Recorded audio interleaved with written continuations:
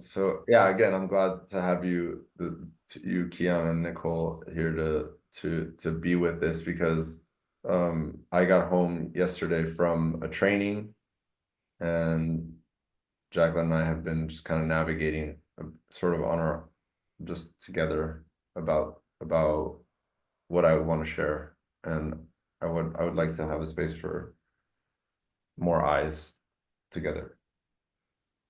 Yes. Yes. Maybe this Go. maybe this opens more doors for all of us. But so I'm in White Widow decontamination mode, and I've been researching sexual energy, my own sexual energy a lot, and discovering all sorts of layers of it. And I'm doing the Amane training to become an Amane practitioner with Jesse Eustace, and I was at a training, a 5-day training last week, and I've been really closed in my just in all relating, because there's a lot of women there, and I don't really participate. But it in this training there was one woman it was like there I felt an attraction to her, and I just kept trying to block it off and like just close it and not attend to it. And it just, as you could guess, it just did not work. Like I couldn't just pretend like it wasn't there. And I held it I held myself away from it until the last day, and I got so angry about it that I decided to try opening a space to speak with her and just say it, so that I could just try to move it.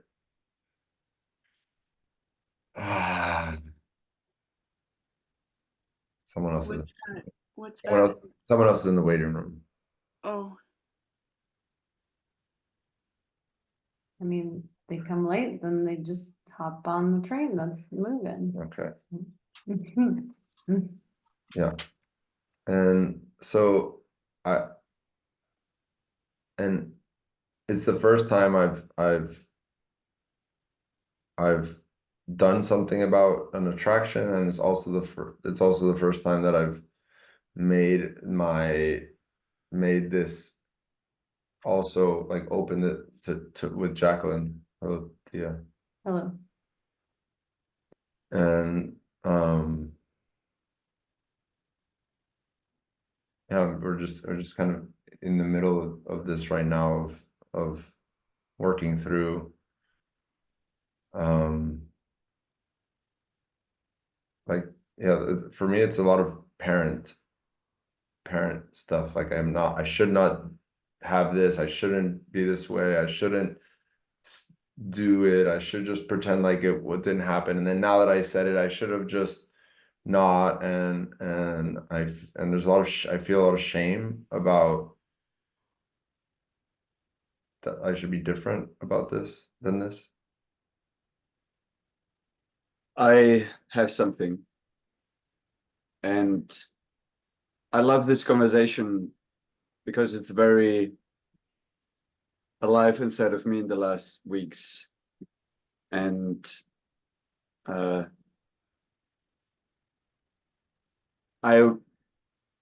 want to bring a proposal for an experiment to you now, and it will include you feeling things. And yeah, are you up for that? Yes. Okay.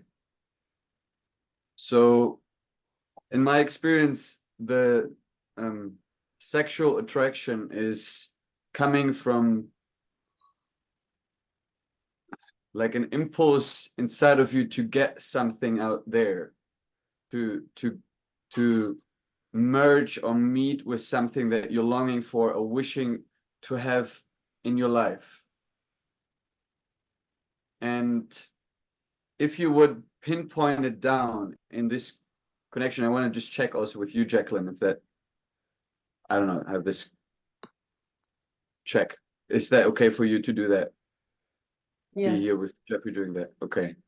Mm. And so in pinpointing that down, what is it that you that can you, but with your feeling, with your emotional body, go there to the place, um to what you hope to get in this connection. What is it that this woman promised to you or showed you would be possible, or experience that you could have had, or a feeling or a state that was promised to you, or that you thought you could get there?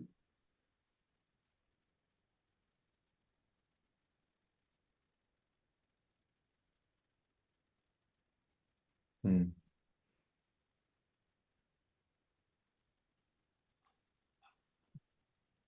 Yeah,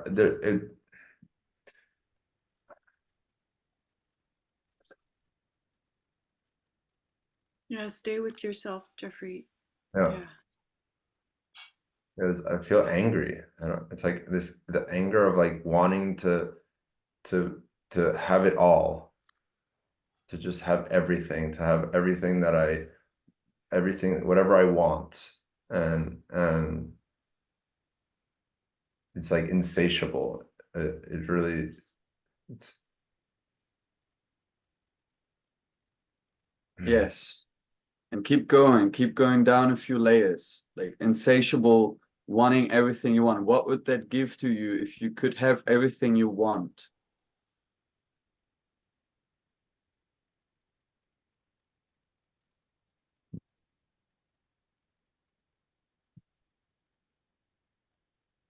What but would that, I yeah, see just like a ring of people around me, like, and I'm in the middle, and it's like I have a protection. I have I'm Sorry. I'm protected on all sides.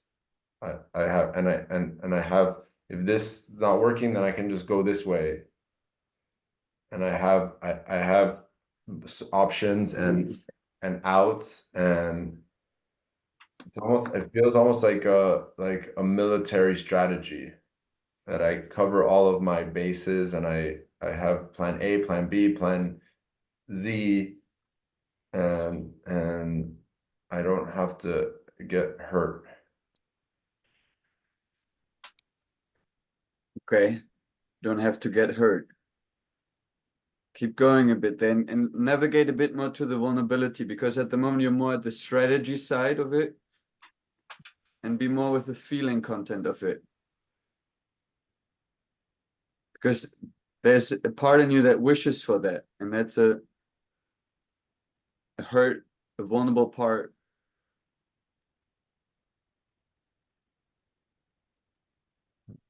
Yes, exactly this. Yeah, I I don't trust anybody. I don't. I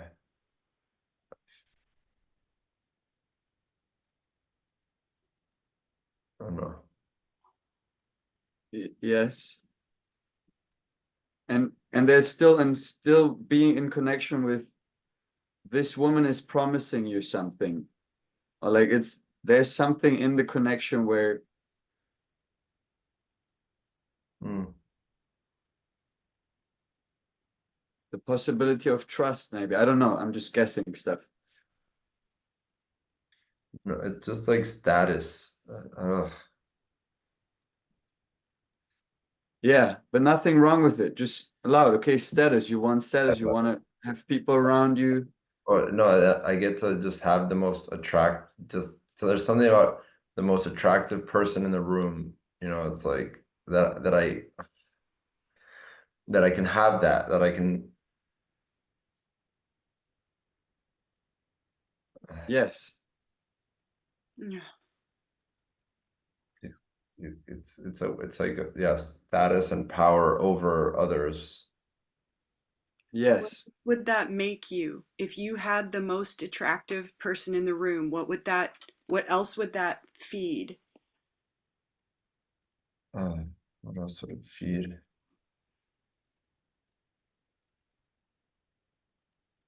that it's like it's approval. That's not approval, it's validation. Yes. Validates that I'm wanted, that Yes.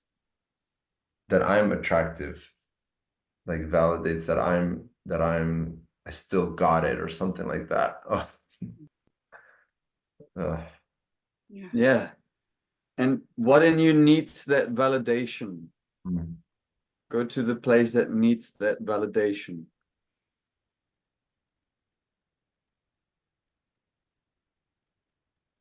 Uh, um,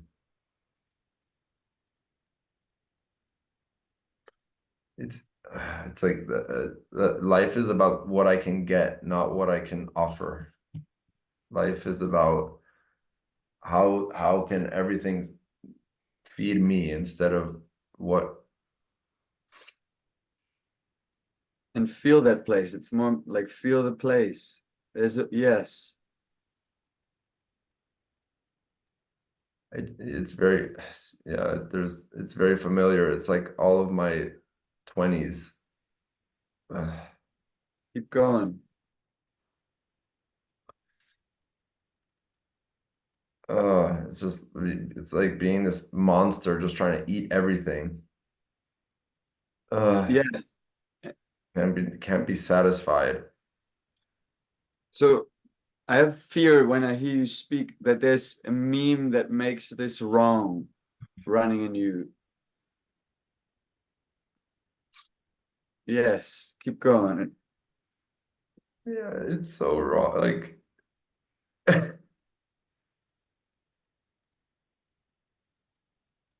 this is where I'm really at. Like, it's just so wrong to have these things. It's so wrong to have it. And Wanted even. I can't even, yeah, and I can't be me, because if I have these, if the me has these things, then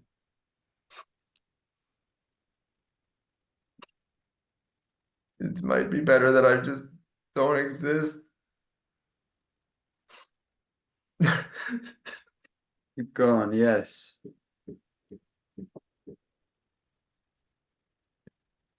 Uh, and then it like reinforces it in a way, because then I need this to exist. I don't.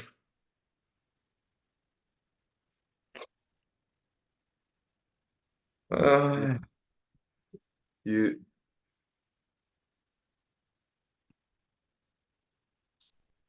Even as I say this, I'm like, I'm just like scared that it's like gonna make the story true, that I shouldn't exist, that I should just go away.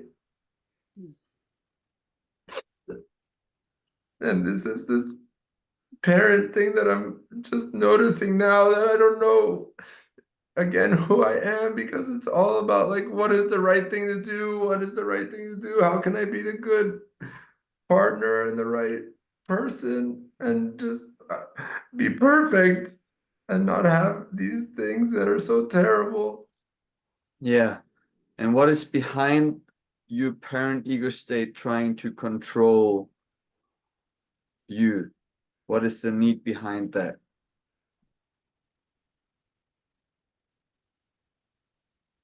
Uh, there's a child that wants to just be crazy and wild, and the parent is trying to like reel it in, like hold it down. Okay.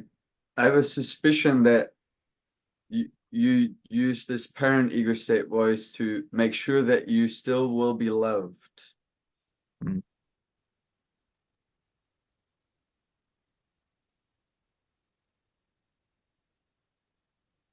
This is why you push this wild part down. Yeah, yeah, and I came back here with so much fear to share this, like that you would just go away. I Yeah. didn't even want to hear it. that you would just want to kill me and tell everybody about how much of an asshole I am. Keep looking at Jacqueline, Jeffrey. And like this part wants it just keeps saying I'm sorry until it's okay. Keep looking and feel that while you're looking. Let it come up while you're looking. Until yeah, you say it's okay. But yeah, it's actually not about her saying that you're okay. It's about you revealing. You get like, can you reveal the pain that you're in?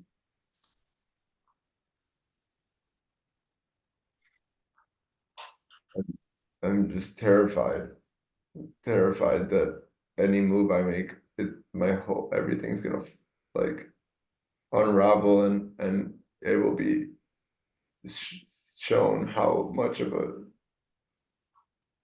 terrible man I am.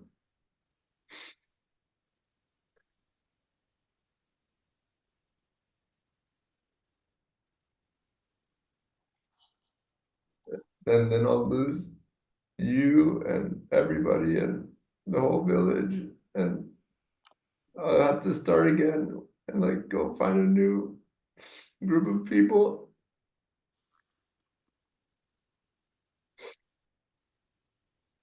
Yes. And it's happened that way before.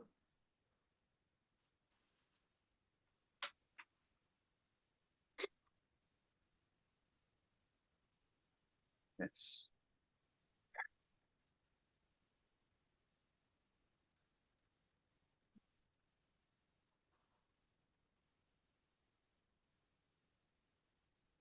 What do you want, Jeffrey?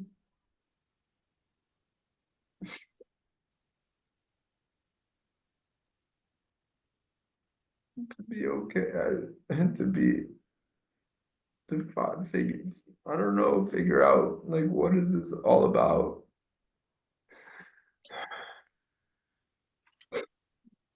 I want to love you and Je Wait, Jeffrey, this is not a solution question. That is a uh, feeling question. Go to what you're feeling.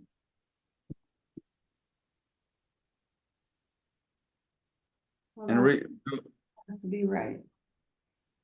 What do you want?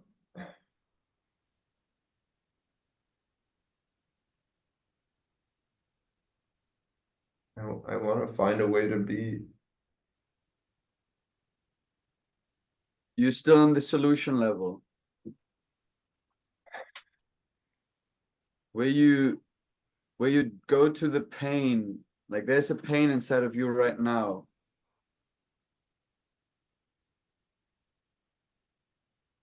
You're trying to do something with it, solve it, find a way, and just reveal the pain. There's a different question. Yes, I'm trying to answer. What do you want? but I think I don't know. I think that there's also what you want in your feelings. It's not in your like uncensored. What do you want? I just want to be welcome. I want this part to be welcome. I want curiosity and and some of it is it's like I it's gonna be triggering, but I don't want me to be the bad person about this. I want to learn about what's going on, and if as long as I keep just pushing it away and pushing it away and pushing it away, I cannot find out anything. It's just going to be building this shit inside and here. Yeah. But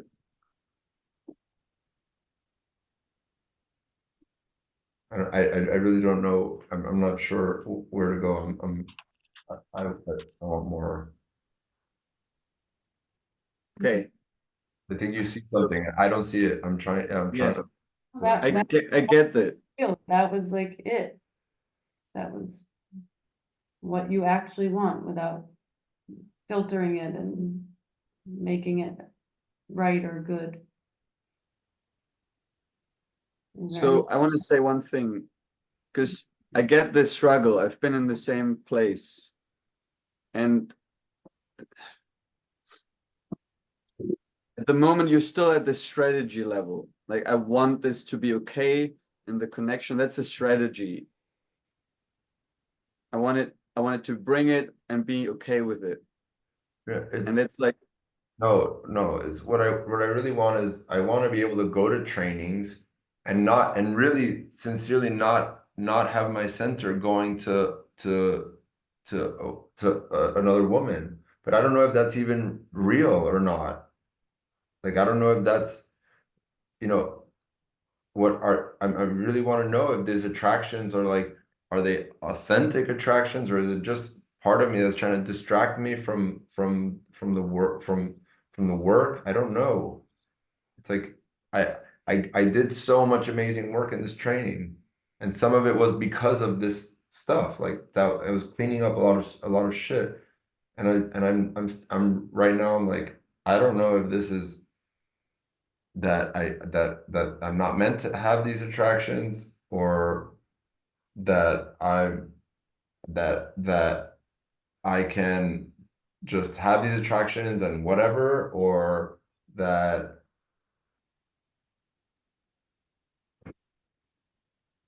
yeah, it's not about like I want to go and have a relationship with this woman and take off with her or any sort of thing like that. It's just I want to be in the training. I want to be there. I want to work.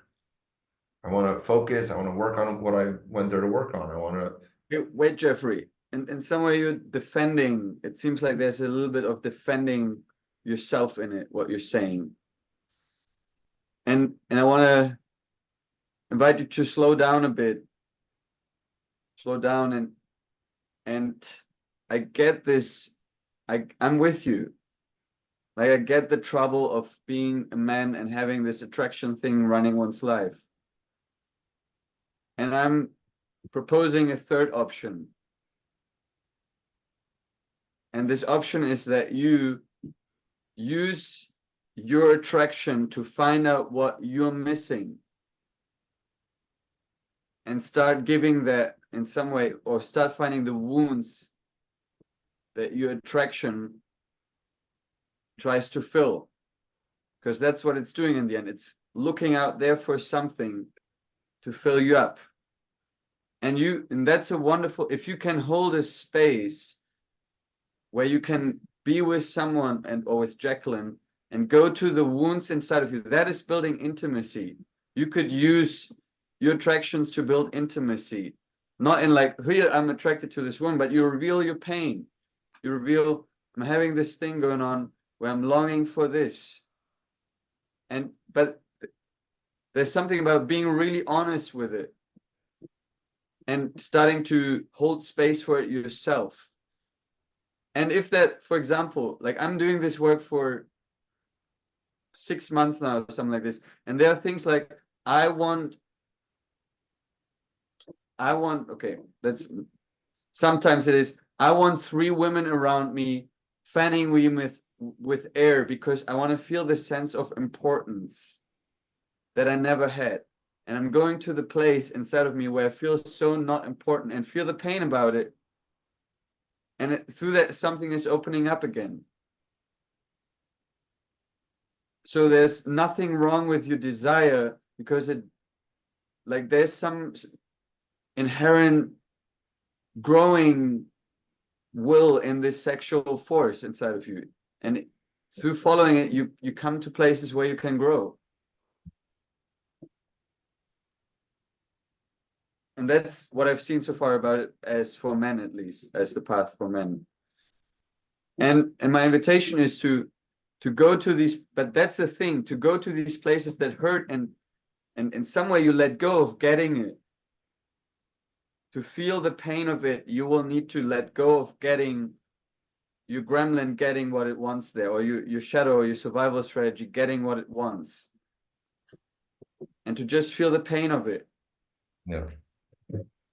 And so my invitation for you is to try one more time to invite Jacqueline, because that's the thing, you could share that with Jacqueline as a opening invitation to your heart, to what you're lacking, to your what you're not having in your life, what you're not able to hold inside of you. And you're hoping to get it somewhere else. And that's the magic of monogamous relationship, is that you commit to be with each other and get all these things that you hope to get somewhere else from inside of you, not from the other person that you're with, but from inside of you. You get that? You start sourcing it yourself. But to do that, you need to go through the lack of it, through not having it, through the pain of it, through longing for it, through letting your heart break about it.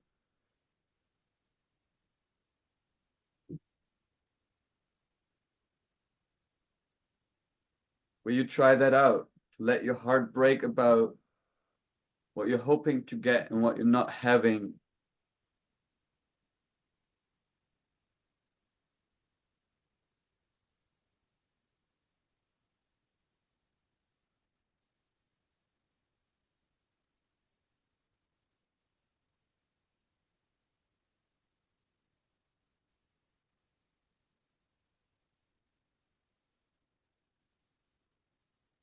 I think it's about just getting whatever I want, whenever I want it.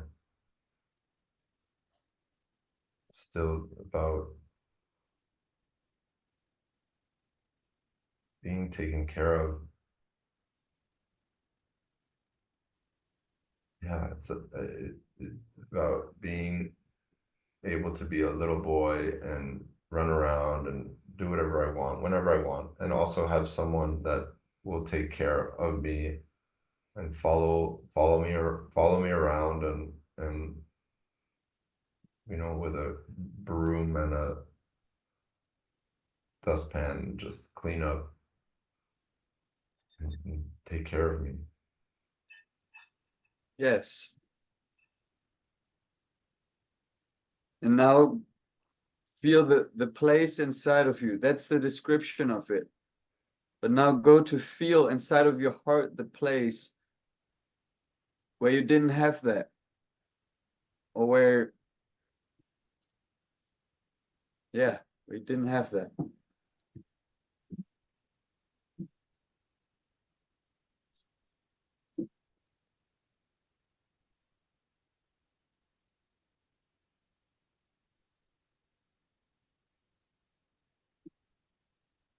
Yeah, I was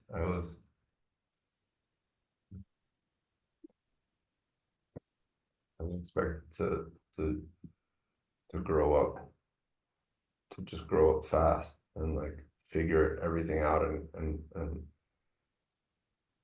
go and become an adult, like not a real adult, but become a grown up.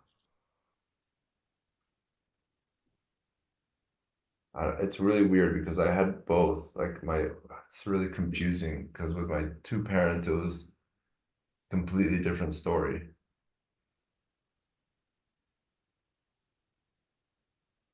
Yeah, Yeah. But there's some place in you where you're still trying to get this. I think that's what I wrestle with in every day of my life, is like having these completely split personality upbringing. Mhm. Yeah. And like trying to navigate like both of their expectations of me. Did you hear about this disjointment process, Jeffrey? Yeah, This might be something like that. yes. Yeah, and in every moment I'm so torn. So I'm trying to like fit two whole different worlds of expectations.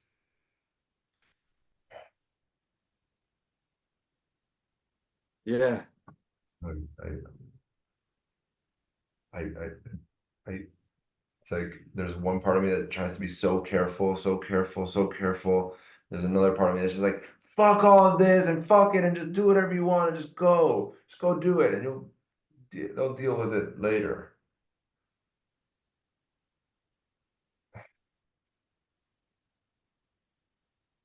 And it's like two yeah, whole different worlds and parts of me. yeah. And Jeffrey, are you willing to, in some way, let part of that go now? Like because you're still in some way holding on to it. You're revealing a bit of the piece of the cake, but you're not eating it. You're not saying, okay, I'm gonna put myself there at this place apart.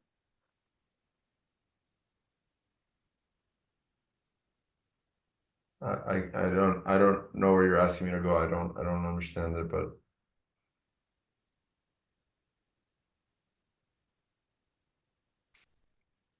I'm I'm here to work through this. That's all. I don't feel any resistance. I just don't know where this. I can't see what you're pointing at. Will you clarify? Yeah. Mm. If you would really feel the pain of what you're longing for or what you didn't have, you would sit there like a sobbing 4-year-old boy.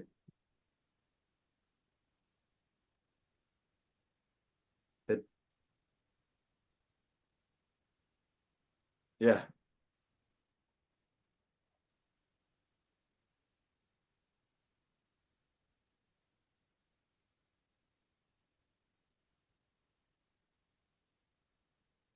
And can you find that place?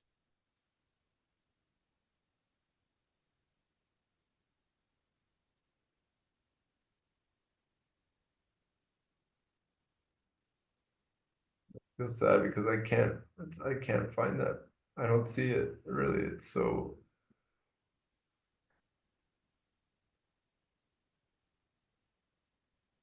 Yeah, it's okay to not see, but you keep going.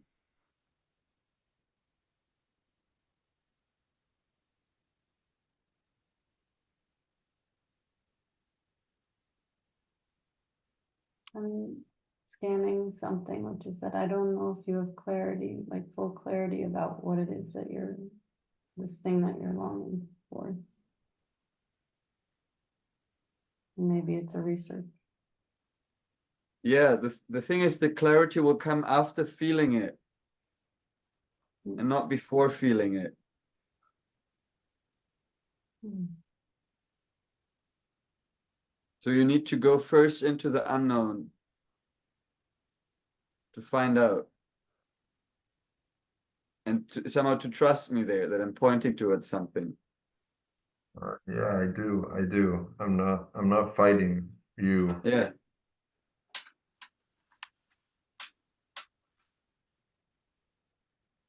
Jeffrey, there's a way I think you were starting to feel from being there in this place of not knowing how, in this yeah, you described having these two very different parents to please. One said do it this way, the other one said do it that way.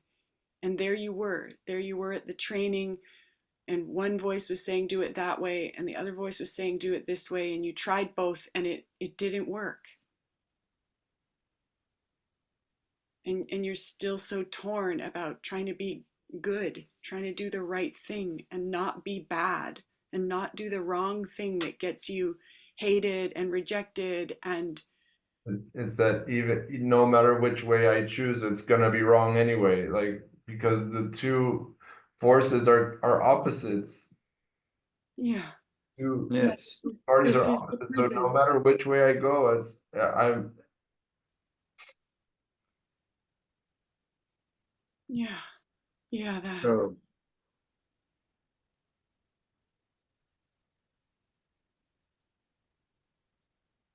keep falling without knowing. You're doing great. Yes.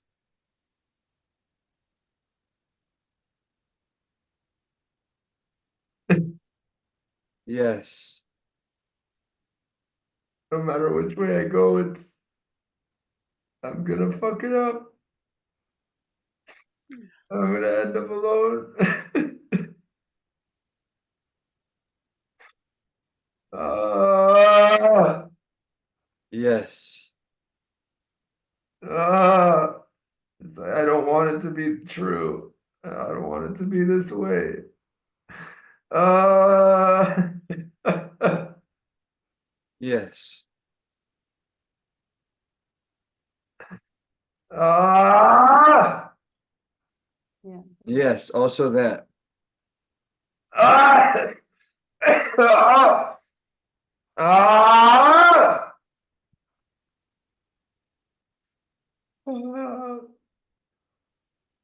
Yes. Ah. I don't know what to fucking do right now. So, Ah. Yeah. Ah. Yes. Ah. Oh, oh.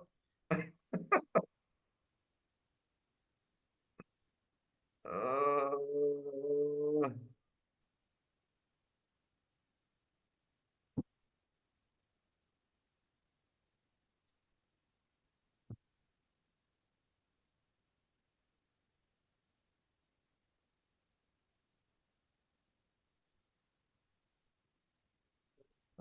we just looked at each other and smiled. I was like, that's all I want. Like that resonance point.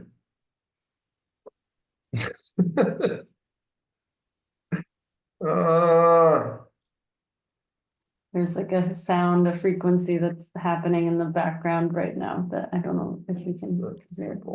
Singing bowls happening.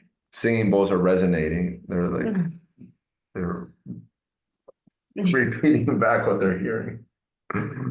Uh, Yeah.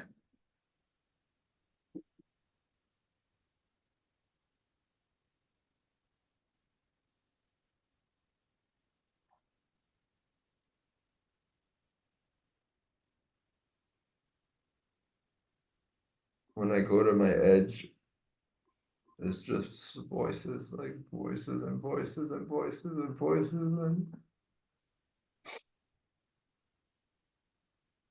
I start to go fast and I start to just try to do anything to like make me okay. Like I grab on and I like it's like and I just freak out and I start writing messages and trying things and like and it's like I need to do more, do more, do more to like be to make everything okay, make everything okay. Because it's like it's everything it's not okay and everyone's freaking out and they're gonna and uh, Yeah. yeah, it's like something to do with like having all this big family and everybody having their opinions.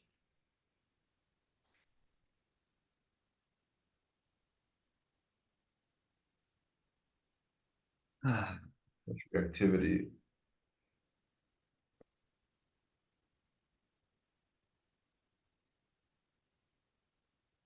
Jeffrey, I'm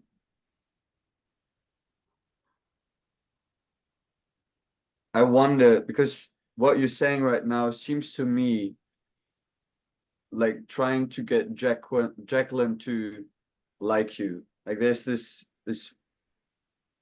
there's a place where you reveal what's going on, so she gets you. So Yes. she loves you. She can still understand you. I don't know what. Yes. Yeah, I seek to be understood. Yeah. By you Mhm. and by everybody, really. But because why with Jacqueline? And let the feelings speak. Because then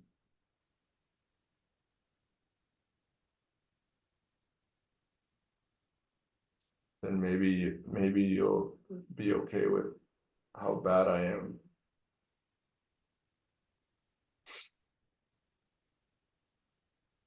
You want this because Understand me, then you'll understand why I'm such a bad person, or why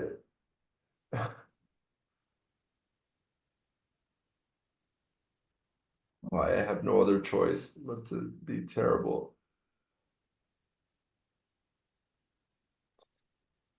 And I want that because I want somebody to tell me that I'm not terrible.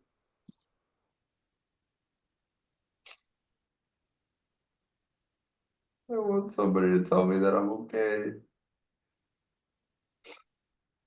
that I'm not fucking everything up, that I'm not a bad person.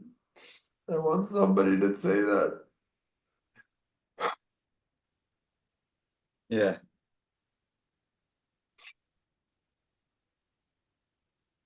And can you try looking at Jacqueline while you let the pain of this come up?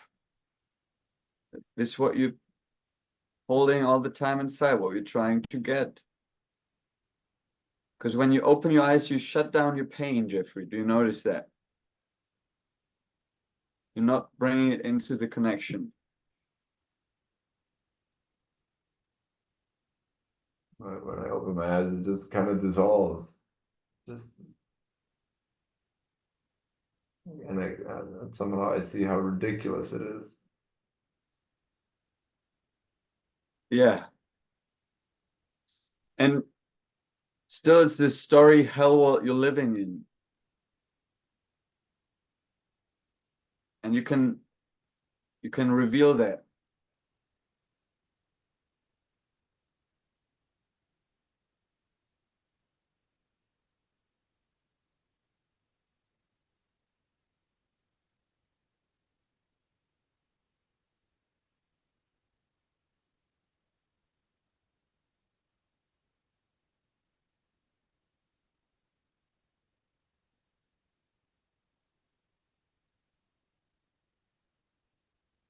And in some way, you're using Jacqueline to play this thing out. So there's also pain about that in it. I think if you really reveal it, to really bring the pain into connection, there would be pain about, God, I'm playing this with you.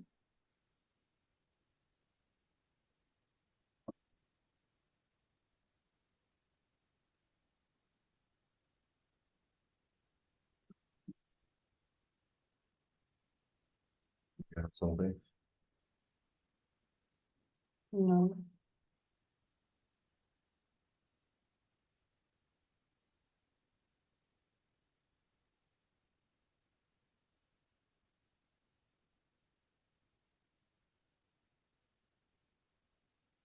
I mean, I have something, but it's not for you. It's like my experience in this is that I'm scared about rescuing you. Like I don't want to rescue you. And I'm glad that Kian's like inviting you to just examine deeper what's happening and what you like hold on to. Like, what are you holding on to still? And my experience is that, yeah, like I'm having my own emotions about this, and I feel really like on your team, and I feel you on my team. I'm not saying it's perfect. I don't have the sensation that you're wrong or bad. And I also see some expectation, like you should, you know, keep working through this. And it's mine. Yeah, it's like I have to beat myself until I you approve that I beat myself enough to like make this okay. Yeah, That's yeah, part of this. yeah, and I don't want that. It's more like, well, I hear that. I hear that's what goes on for you. And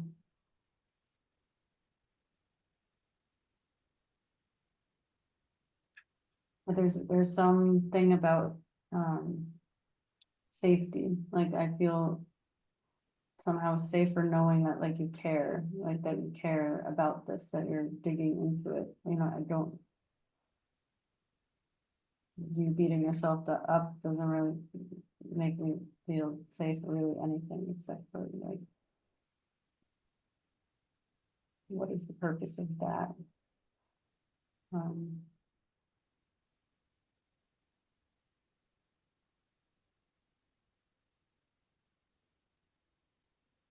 what do you, Yeah, it's just easier. You know, I just had a space with Keon and other men where it's not the first time I've discovered this, but it's like it's easier if I beat myself up than if I get beat by somebody else. That way I can control and like make sure I don't get beaten too hard. mhm.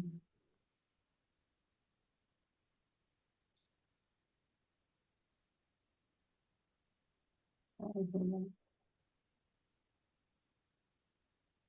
And I feel scared, like, I don't know, I wanna check, like, do I beat you up too hard or something? Without, It's yes, you know, yeah, it's my own interpretation of yeah. what's going on. Like it's almost like you feeling things about it is me getting beaten. Mhm.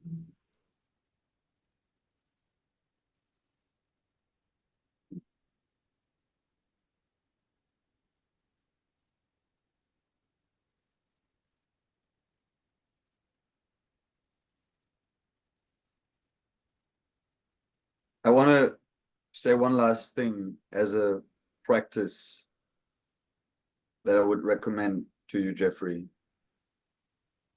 And that is to try to not share your survival strategies with Jacqueline. Because my sense is you share them as an excuse for doing them.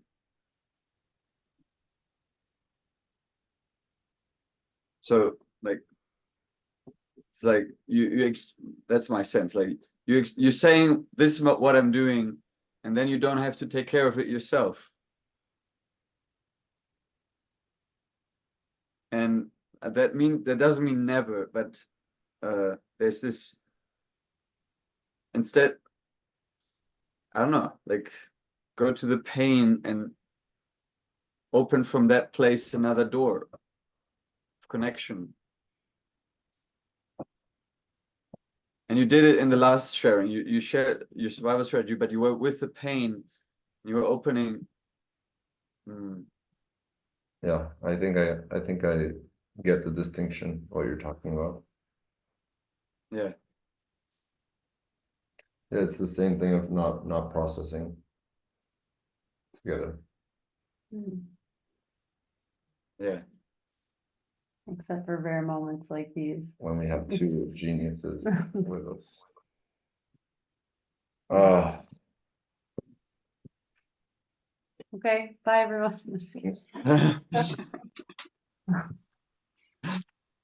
Yeah. How is that? Yeah, I wanna share that.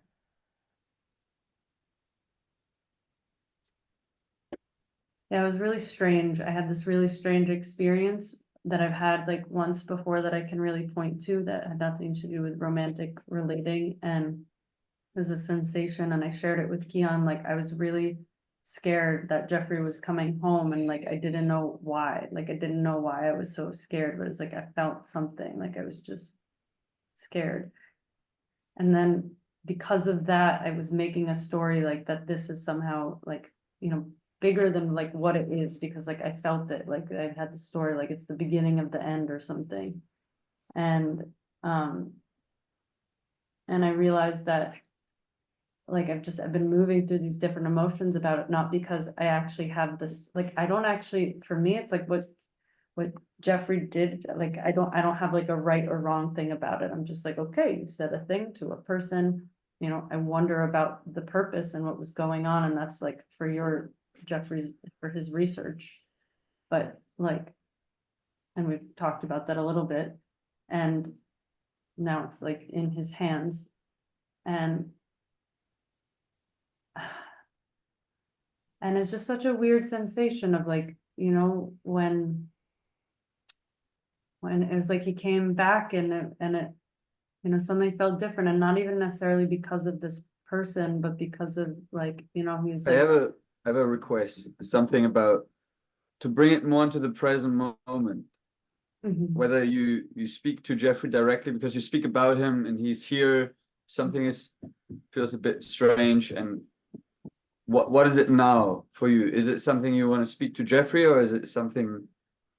What is your necessity now in this moment to share? Thank you. Mm.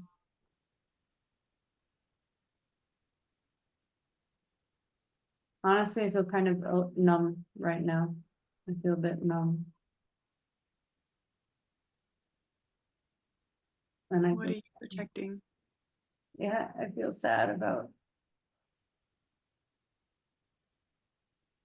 like being numb, and how all the stories and like emotions that have come up, and I've been handling it and like taking care of it.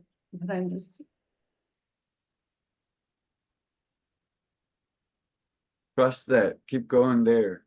You yeah, like listen. I don't know if it's a fantasy. It's just, I want to feel really close with you. And before you left, I felt so close. And then when you came back, it just felt like some shift, and it's like, okay, things change. I was scared about it. And I feel us like coming back together. Like I feel it just like, I don't know, like we're coming back together. It's like taking a little time this time or something. And a bit dangerous proposal would be to say for you what you want, because you ask we coming together, but how do you want to come together? What is there in your heart that you want to come bring to Jeffrey?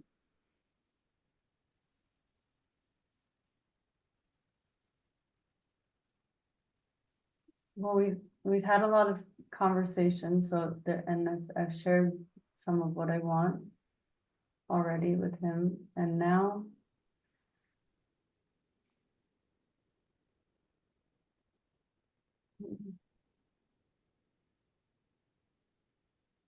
That in your heart there, that doesn't have words yet.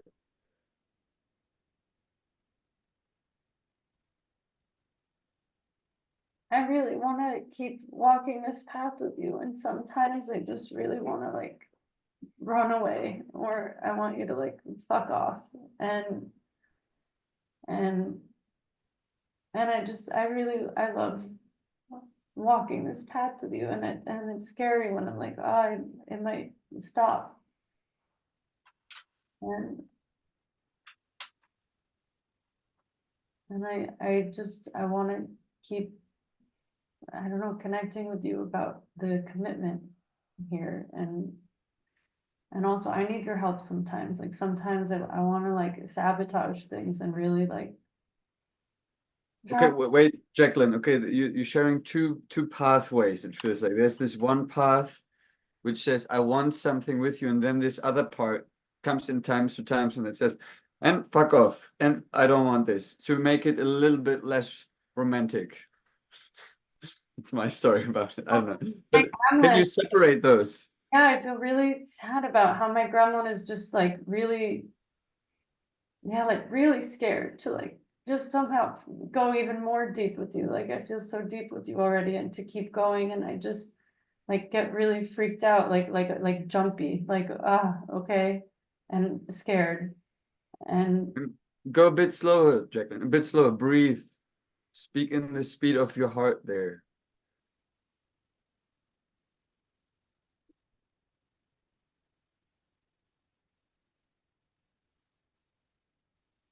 yeah, it's so special. I really sometimes I can't believe, and I tell you a lot, like how lucky and grateful and like so alive and joyful I am to walk with you. And yeah, it matters to me. It matters to me. Like the space is very precious and I don't take it lightly. And I feel angry when I sense like you're being careless with it, even if you, I don't know, are or aren't. I take it really seriously. And I want to take it, have serious fun with you too. It doesn't have to be only serious, but it matters. Like it really matters. And I like I question things sometimes when I'm like, eh, do you care for this in the same way? The space. Mhm. You want to ask that? Or did you ask that? You asked that. Keep going.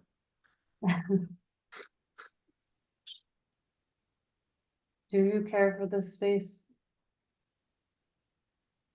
in the same way that I do? Probably not.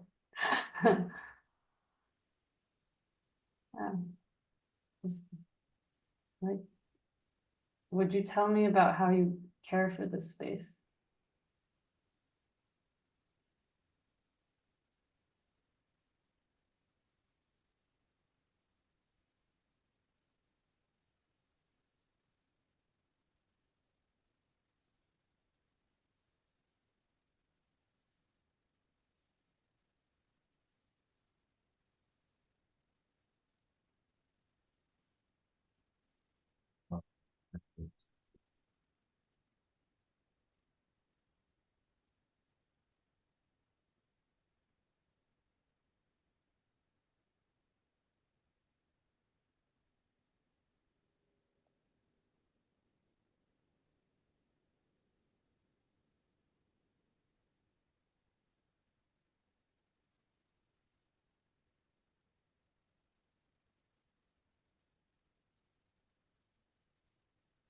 Oh, yeah, sure.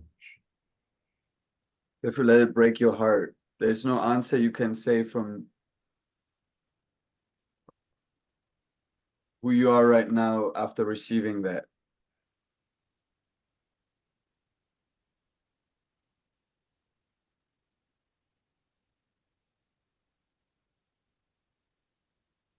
You've just been transformed.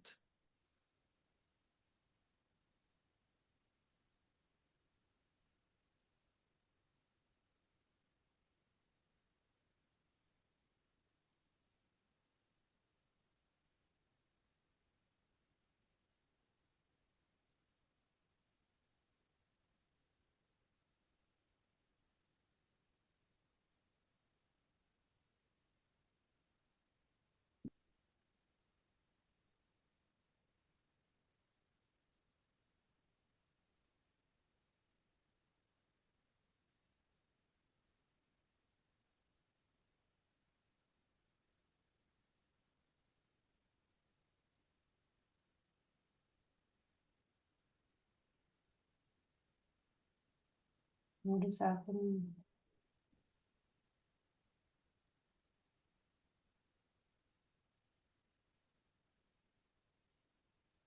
just can't find the birds.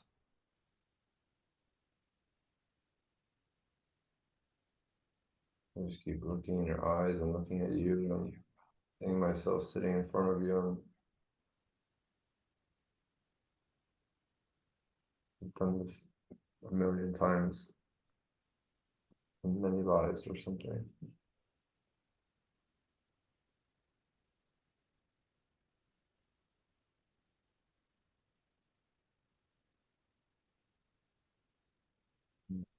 I keep coming back and finding you again.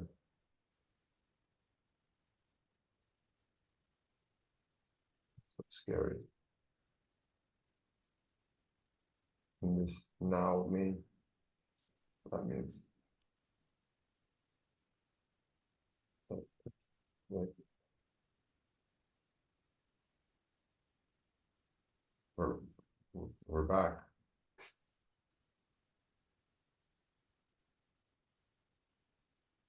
Get to be a little boy anymore. Just run around and do whatever.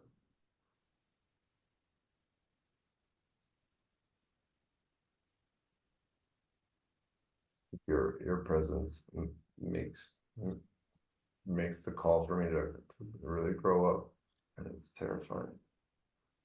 So the little boy who wants to just keep going.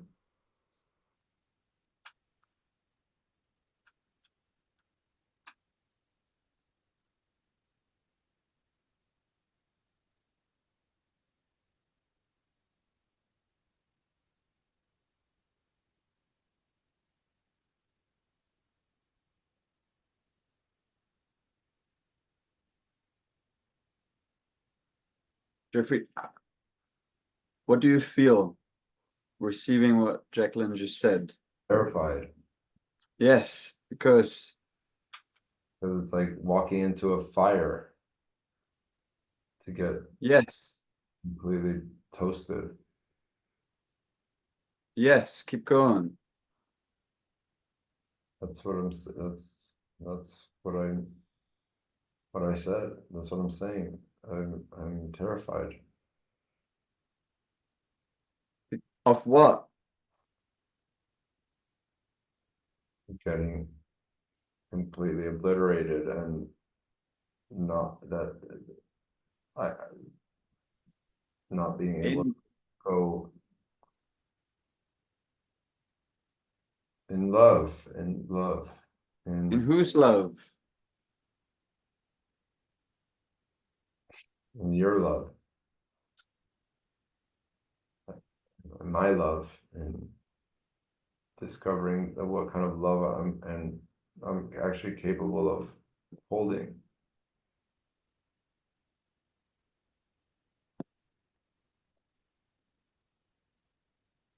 So much easier to just run around and not love anybody, really. So much more safe. And here in this space with you, it's not that anymore.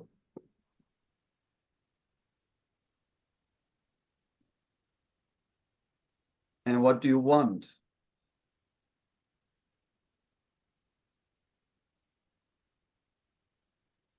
I want to burn, baby.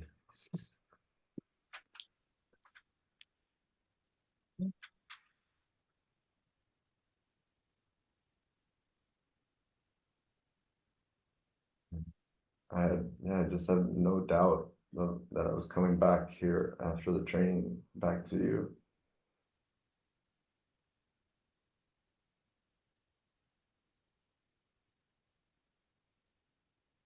And that you would receive me as I am.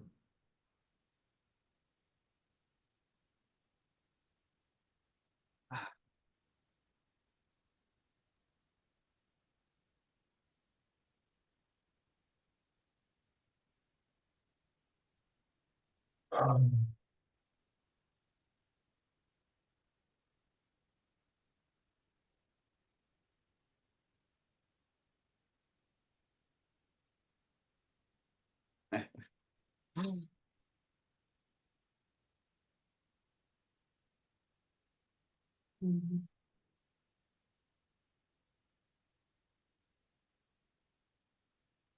Thank you for saying all of that. And I really felt you. And I really enjoy when all of the parts of you are here. So I want to be with a man who knows how to hold space for the child in him too.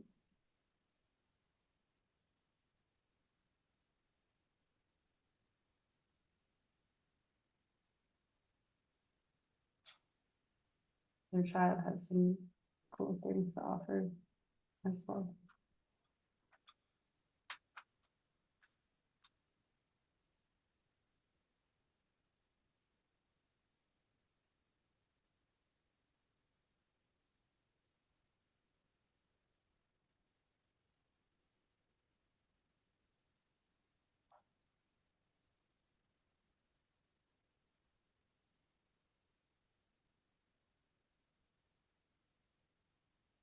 My grandma's freaking out and saying, "This is enough. We've done enough." Yours too? What about a kiss? What about a kiss? We already did that on the recording. They didn't see it. We cut that. Well, Okay, fine. You don't have to do that. I mean, it's just like my child gremlin. Who's showing up.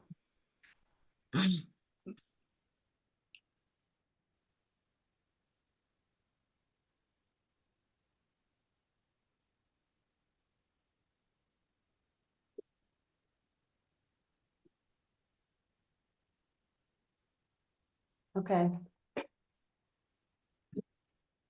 Hey, thank you. thank you.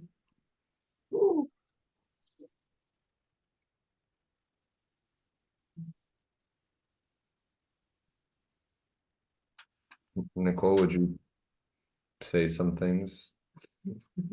You're very quiet. I want to just, whenever you speak, it's so wonderful. So I would like to hear some things.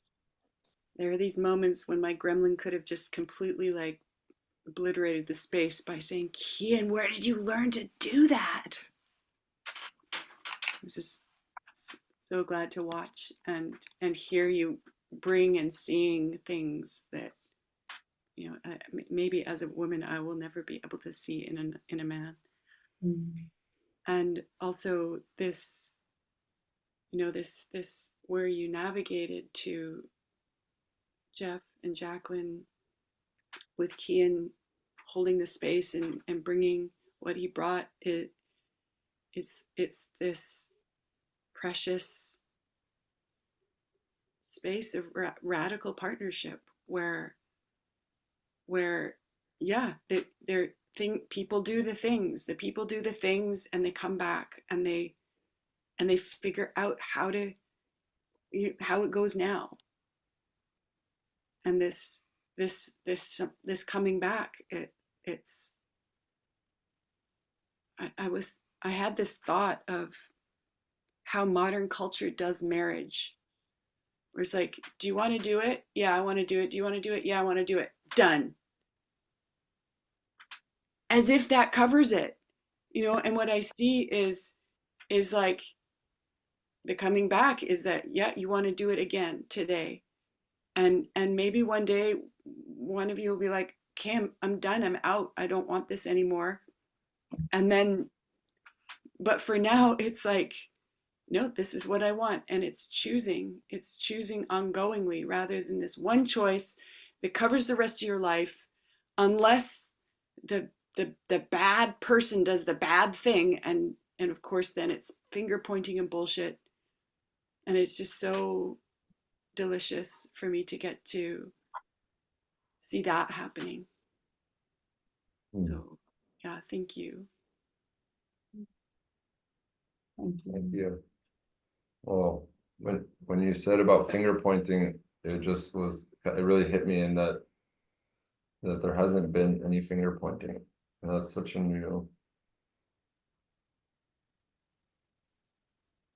it's like it's actually terrifying. It's like, wait, I thought someone was gonna point a finger somewhere and there's nobody pointing a finger, so now what?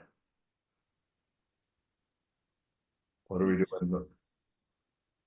it's like totally like stepping out and like now what do we do?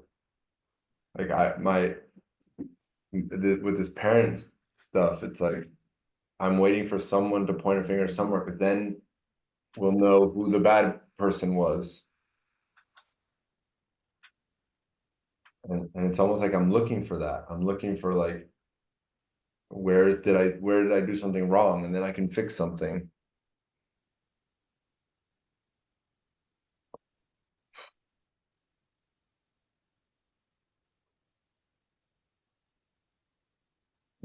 Like,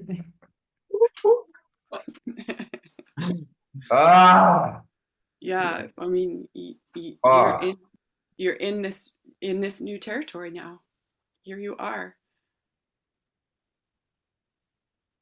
Ah, that was it. Yeah. yeah. Oh, So cool. Like I feel excited hearing you say that, because it's like when you the shape of your being has changed, or the work, you've it's like now the way the feedback you're getting from your environment, from the world, is responding differently, because you're being differently, but you're still like waiting for the old thing to happen. It's so, and it's not coming, and it's like, where is it? yeah, that's really, Come, that's hurry up. really Just say it already. it's a really beautiful Uh, thing to witness.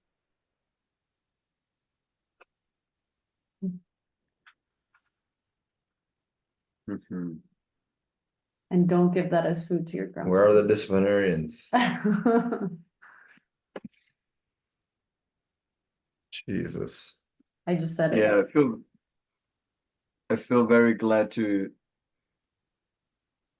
bear witness to your connection. Really moving.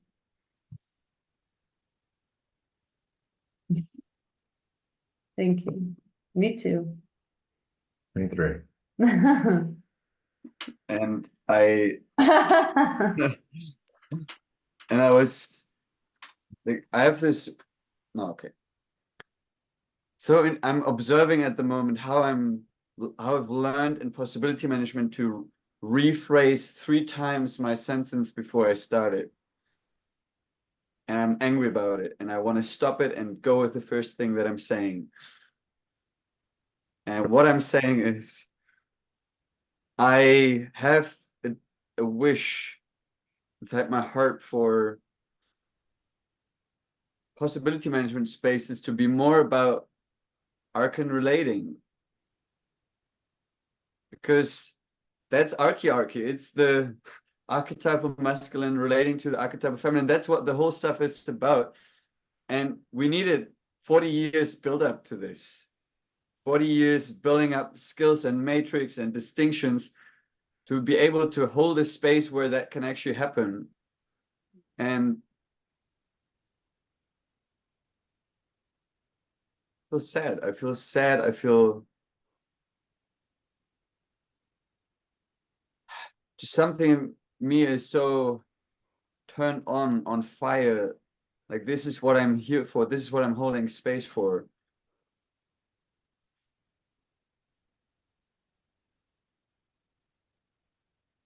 Go. Keep fertilizing it, Kian. Ugh. And I've seen it in other communities that I've been in, who put the space between the masculine and the feminine at their center, between their couples, at the center of their relationship. They put the relationship as the foundation of the community. And I'm so moved by that. I'm so glad. I'm so angry.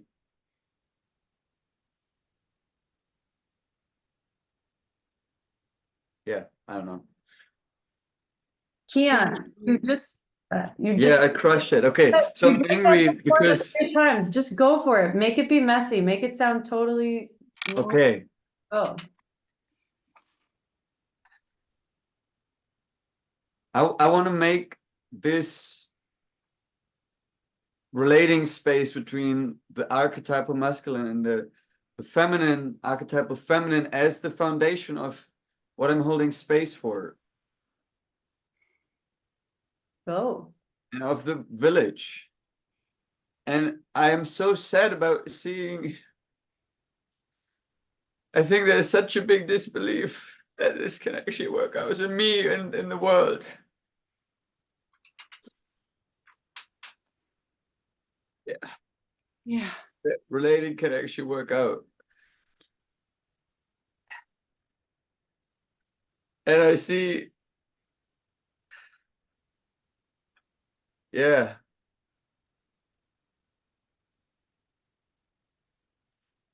Yeah. it's like, I see you, gremlin. That's what I like. I feel like the gremlin is saying this. It's never gonna work out.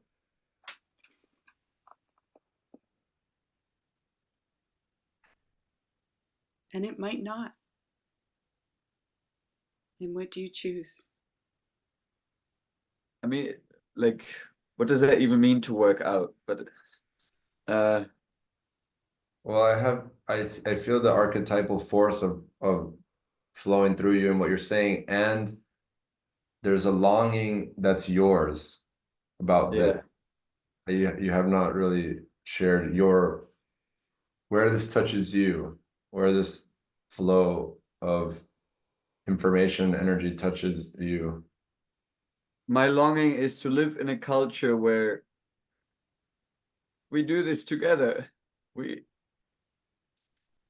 yeah. what is this? We do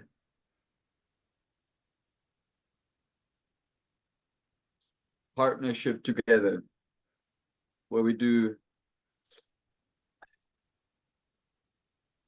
like, it's not like I have the longing also for partnership, but I feel like this is like, because you look so skeptical, Jeffrey, I'm saying this, No, but it's not that. It's just you're talking about something way over there. it's And not. Like, I feel like it's just happened. exactly. Yeah. Yeah. Yeah. Uh, just happened, and Yeah.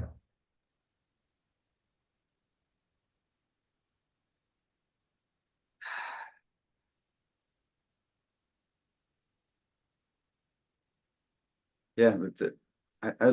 No, there's one piece about,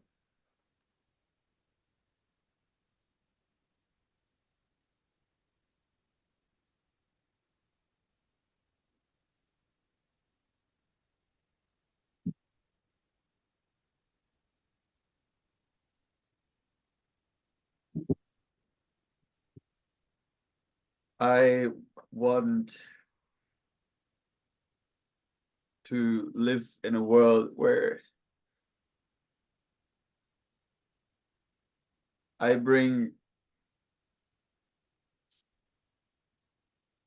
the most intimate thing that happens in my relationship to the tribe, and the other way around. Yes.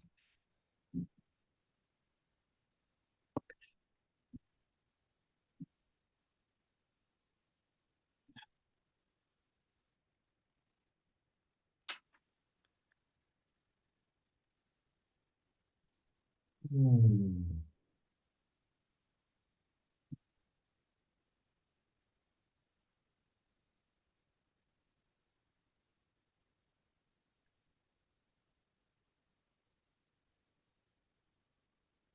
Yes.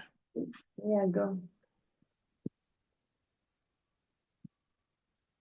I just feel like there's something to feel, like, feel, and I feel small. I feel like I want to be held in this culture, and I want to hold this culture.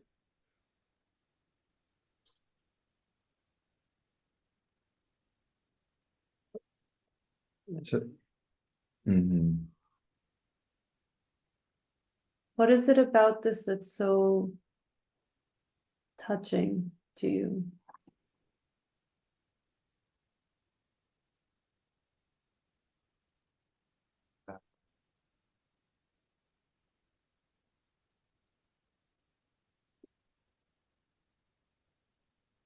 I sense care. I sense care. I sense a care of, like, in my image that I'm in right now, I sense like these caring, wise, like it's not elders, but these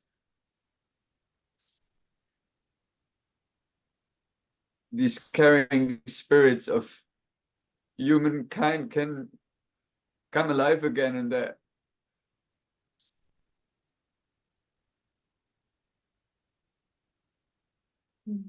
Yeah.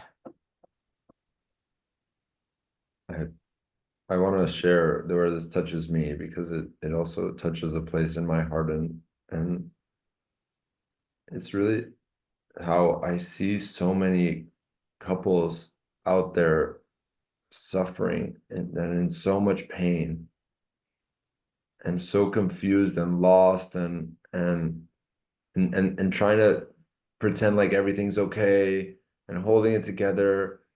And it's like there are, because there are no resources, they don't see it.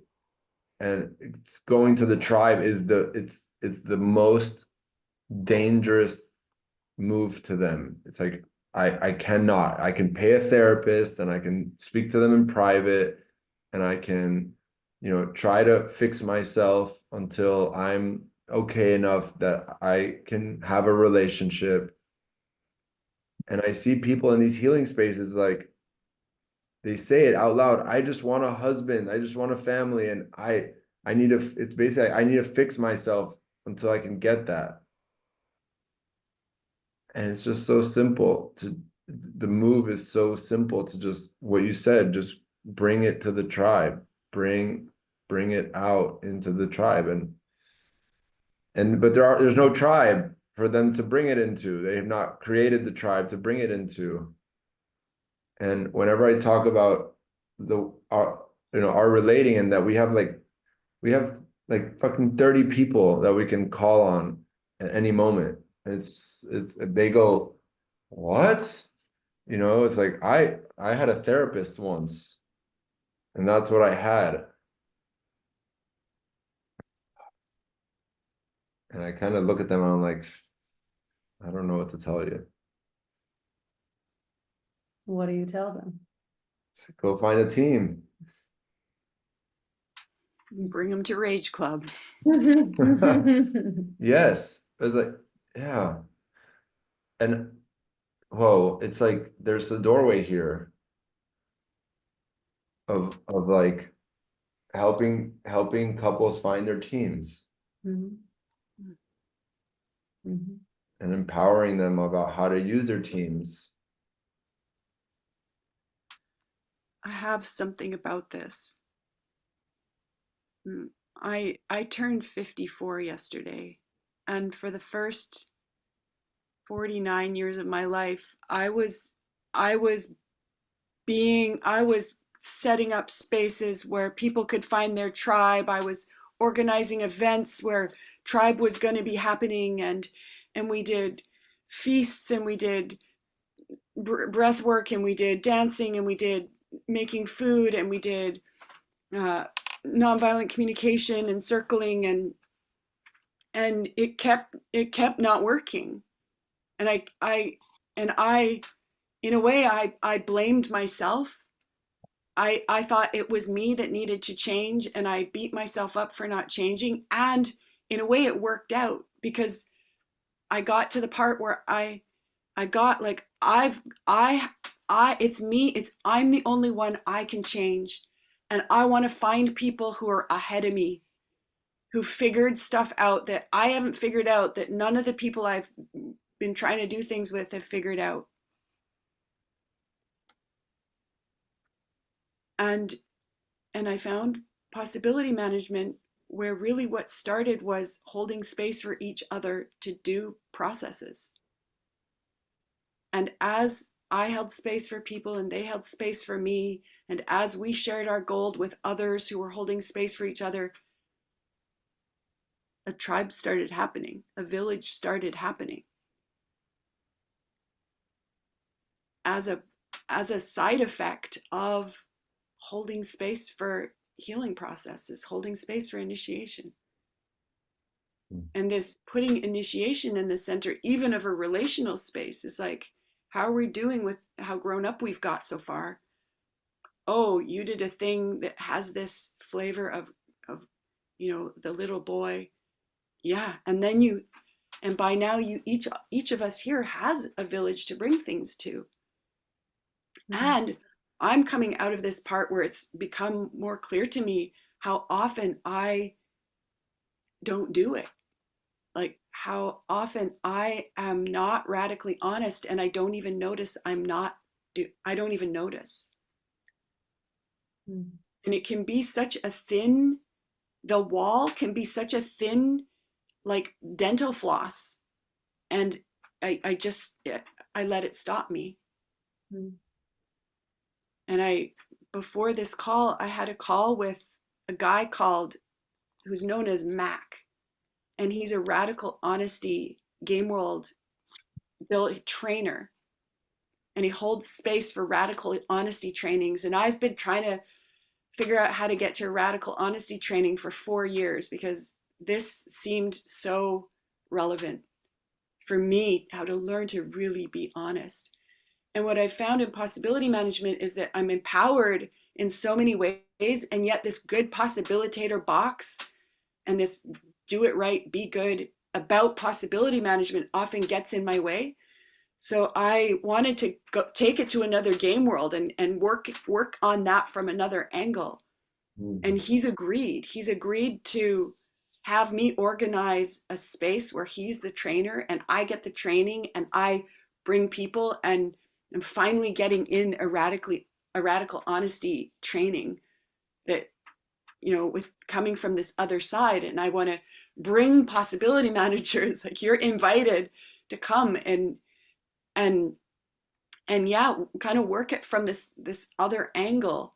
And I am imagining that distinctions that come with me as a possibility manager and with others as a possibility manager will have this, maybe we'll have this cross-pollination effect into the radical honesty game world, and like kind of like, I don't know, double the size of the village somehow, or do something that, I don't know, I see it would maybe, I think of Clinton and I think of Brad Blanton, who originated the radical honesty game world.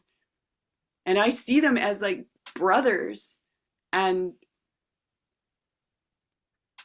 then, yeah, and then everything that's been happening with Anne Chloe coming alongside to catalyze possibility management as a game world. And it's just like, wow, since I have been here. And then seeing like Jeff and Jacqueline, seeing you doing what you're doing, and Kian with Laura, and seeing like more and more often this, instead of it being individuals coming together to do possibility management, it's couples and teams. And then there's, the odd kind of single person in, and it's like, wow, the fun to be had, and I don't know, the forces of nature to play with together. It, I've been growing up as an Arkan woman coming out of motherhood, and my connection with Gaia and what I see happening, where she's at the part where being a mother who's been engulfed in patriarchy is getting her to the same point I got at, where I couldn't not be a volcano. I couldn't not be a storm and terrify the creatures who I brought into the world. Mm. And I'm the speaking for Gaia as a mother who lived this microcosmic version of being Gaia, surrounded by patriarchy, and how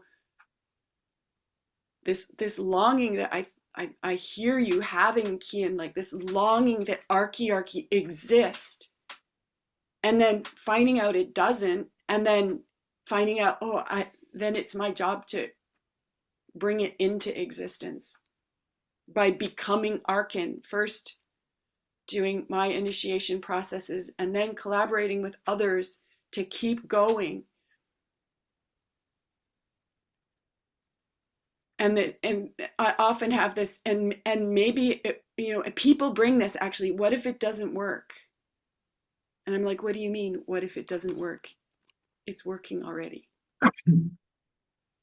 What if it doesn't save the world? What if that's not what this is about? What if this is about living it, just living it, and keeping it, and what happens will happen. That it was just an Arkan speech. We need to upload in the Arkan speeches library. And it's so empowered by coming to this ongoing study group with I mean, mostly the three of you, and yeah, others who have come, and here we are, just us, and it's so cool. It's working. It's working for me. I am seeing shocking evidence in my field, in my sphere, that I've longed my whole life, that I could be like this. And it comes and it goes, or it's been coming and going. I won't close the door to that. Maybe it will never come again. When will be the workshop Which with one? the radical living?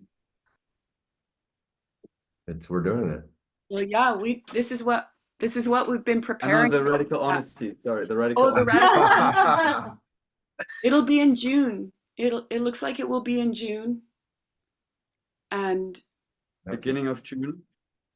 somewhere in June, we're on pace for like 5 or 6 weeks of lead up, with me and Mac working together, figuring out. He took steps from our little call we just had. I took steps, and I'm taking one of them right now, sharing about it. Which is just so cool to see Echo just like giving me the openings to do that, to do what I want to do, to really empower this teamwork happening, this Arkan teamwork happening, as partnerships and as villagers with each other. Nicole, is there anything you need? I had the sense in your sharing that you were speaking about radical honesty and how you're not radical honest, or finding yourself not being radical honest, or not reaching out. And I wonder if there's a gap to be filled here in this space, or that a question or something like that. Thank you. Like that you ask it's just so perfect. It just closes something. It brings something together, that you would ask that. Yeah, I want to be in that space with you three. And I know I might not get that, and it will be what it is. And I want to practice this next, like different kind, or different. It's a little bit of a different context, because it's not radical responsibility. It's adult responsibility, but it's radical honesty. Yeah, and I want you to invite people too. Like, will you help me fill this space up with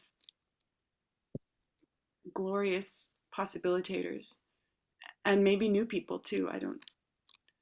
It might be also a space where people who maybe don't come and do possibility management because in my first years I was too much of a evangelist about it. They might come to this space instead. Yes.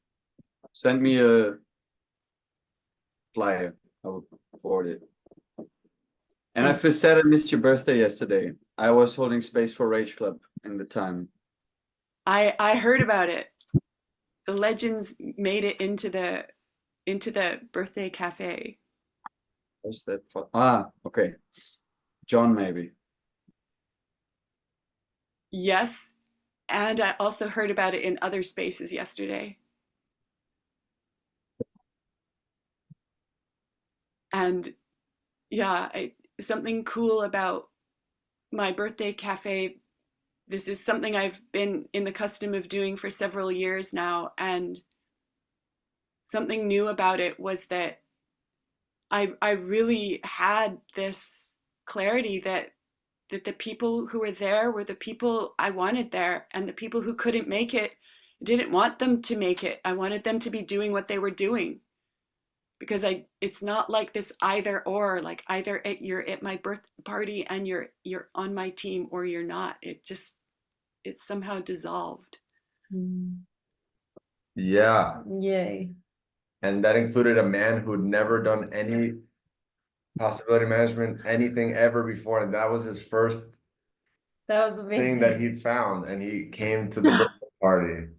And he dove right in. And He dove right. He's like, it's like as if he's been here a million times before. It's amazing. And guess where he lives? Yep. Just in Surrey, in Vancouver. Yep. It blew my mind. It's still like, it never gets old. And I want to add something about this, the quality of the possibility management game world that really like it's just it's like family. I was having this conversation this morning with a man that I met a couple months ago on a plane who does like innovation work for the German army, like really random. And having this conversation, and he was so like he's so alive. He's like self-taught, doctor, and but has also explored all these alternative modalities, and is just really interested in the human experience and all these things. So on the plane, I was telling him about possibility management, and today we caught up for the first time, and I might even offer a workshop for him and his team and the German. It's just so random, but I'm excited about it. And he was saying like, okay, and is there anything that, any way you could see which I could offer something to your game world? And the way he was saying it just prompted me to say that like, there's something really special about this game world where it's not extractive. It is not a place that people come to like, just take something from it. How can I expand my reach, or how can I make money from it? Or, Nice. like there's this encouragement, to heal and to transform and to evolve and to then offer your value. But it was like, I felt this sort of protection of like, yeah, it's open to anybody, and yeah, come in also, and yeah, offer your value. And it's an offering. It's about, how are you coming in to offer your value? But there's so much like care. There's so much care and like reciprocity, and that and collaboration. And I laughed a little bit earlier, Nicole, when you said there's, that random single person, because like, I mean, I don't know, I think I know probably more single people than not in possibility management. And at the same time, I was then kind of thinking like, because of this quality of the game world of possibility management that is so much about collaboration. It's so much about collaboration and empowerment and reciprocity, that I imagine that what a great game world to birth couples, or to birth friendships, or to birth any kind of collaboration. And I think the soil here is probably riper than most for really amazing collaboration to happen. And so that was all coming up about, yeah, there's this is really a unique space. Like it's a unique game world where collaboration and empowerment is so alive, and it's like someone can't just come in here and take something from this space. Like it doesn't go like that. It's all on offer. It's all open source. It's like Yeah, that's how we do it. We give it to you. You couldn't steal from us. yeah, it's such a It's such a yeah. smart way to protect your property. Yeah, it's like there's nothing to take. And further, I want to say one more thing, which is it's been hitting me kind of recently that the work that I did before I encountered a lot of like possibility management and kind of exited modern culture was already sort of stepping out of it. And so much of that, it was working with technology, and it was working with something called blockchain and Web3 and cryptocurrencies and things like that. And while there's tons of sketchy stuff about it, there's so much of the ethos of that game world that was really, mired in greed and money. But there's this other side of it that was so much about like mycelium networks, like, networks of people working together and decentralization and not owning anything really, and having things be open source. And I can see this feels this it's like possibility management. The ethos of it is like an upgrade of that, like It's the real minus expression of it. it's like, taking off this layer of, trying to play the money game and win. And without that, like under that, like the real essence of it is like this. And it's so, it's just, it's incredible. It's so, I'm so, I feel so blessed. I feel so blessed, like a joyful, sad, blessed to, to have landed here.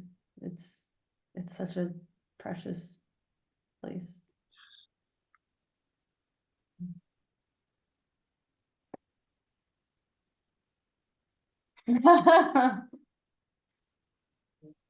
Mhm.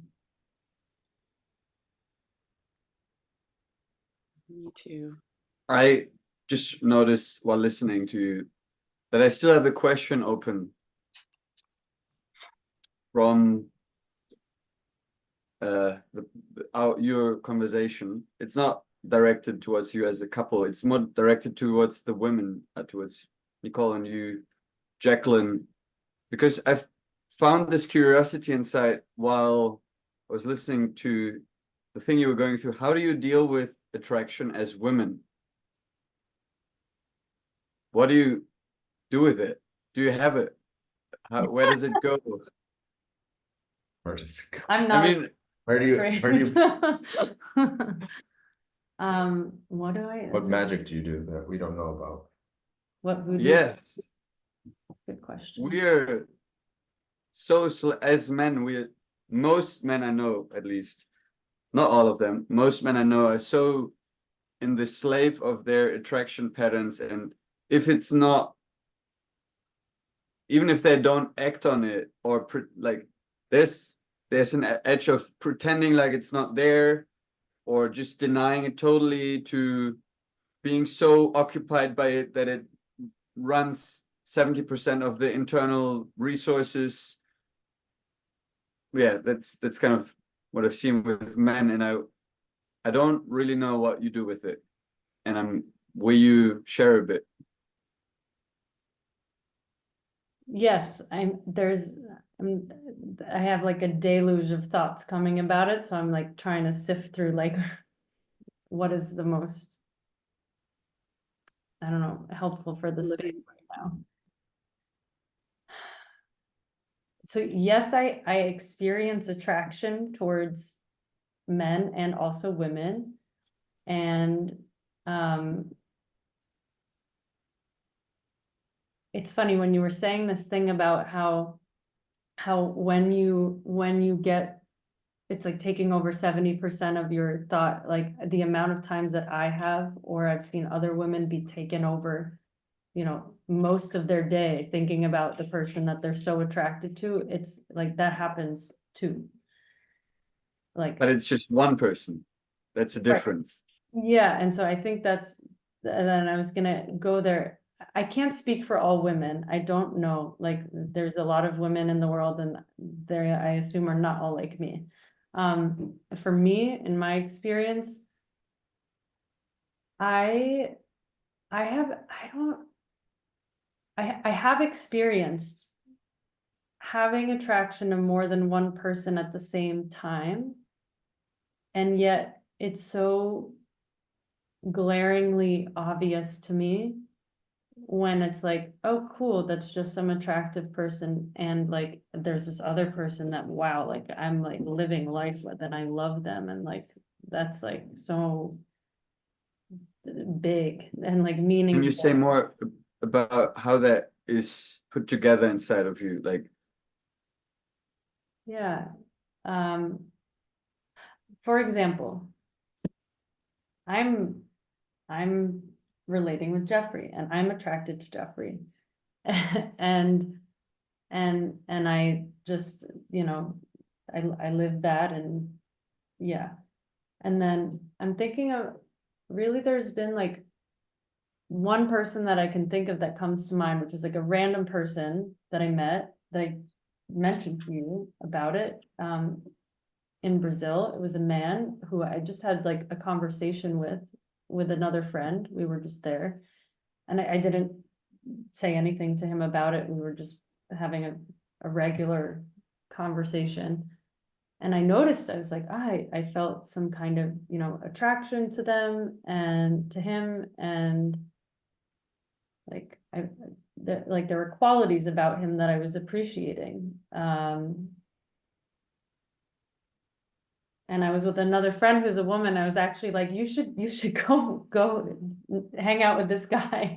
Because I was like, because I was appreciating him, but I was like, I didn't really want to do anything about it. But I was like, he seems wonderful. I hope someone else could enjoy his wonderfulness. Not that I couldn't, but I didn't want to. Like, I was like, and I even talked about it with Jeffrey, and around that time, he was like, if you want to go and explore or tell, you know, do experiments and tell people you're attracted to them, like, go for it. And it was just like, it's like, for what? Like, it's just like, I don't have like, what is the purpose? Like, I can't really, like, I don't have like a real conscious purpose of like, why would I do that? Like, I don't want anything about it. I don't need his attention. I don't want to physically be with him. I don't honestly want to open another partnership right now, because that just is not where I want to put my energy. So it's just kind of like, okay, there's a person I appreciate, and I don't know, and there's like nothing to really do about it. Like, it's like, it was like seeing a nice painting. It's like, oh wow, that's like really a nice painting. okay, thank you. Mhm. What I'm hearing, or what I'm getting from hearing you, is that attraction comes along with you with appreciating qualities in someone, seeing qualities in someone, and being attracted to that or appreciating them. And yeah, and then the other part is that there's no place inside of you to follow that, because there's no purpose, no yeah, there's no purpose to invest yourself into more than that. So Yes, and the next thing I'm gonna say is kind of hypothetical, but it's like, if I met someone where I was like, there's some crazy resonance, like if I met like another Jeffrey, I don't know, and I was like, you know, I felt this thing, you know.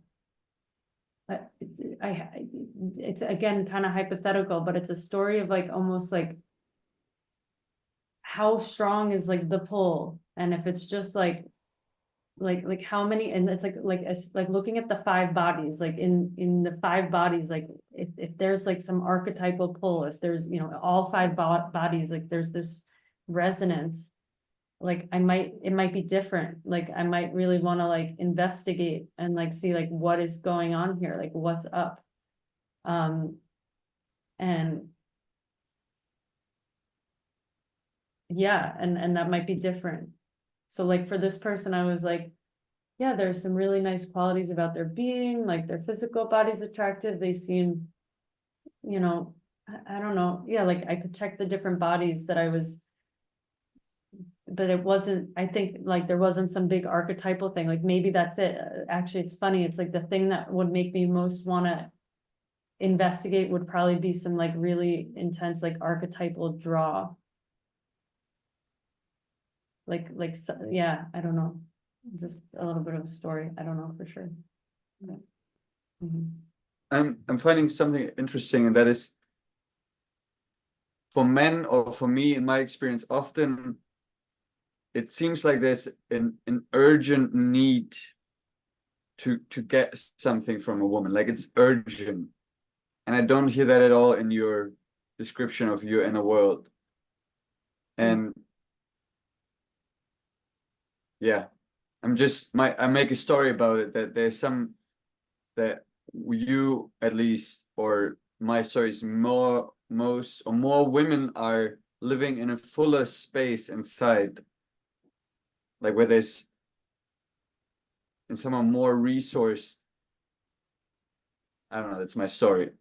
What I think it is that actually the biology is different, and uninitiated men cannot deal with like navigating what's going on, and they just go with the impulses, like the like completely raw impulse, and that the path of initiation is to be able to just examine it, and like be with it, not have to just jump at the first, like, impulse to jump, and to be with it, to ask questions, to know how to navigate based on the agreements I've made, based on the situation I'm in, not just make unconscious messes. And I think women really are, really the impulses are different. Like the quality of impulses and the way it happens is different. And so that their path is different from ours. So just a different inner navigation. Like it's like navigating a different setup, a whole different landscape.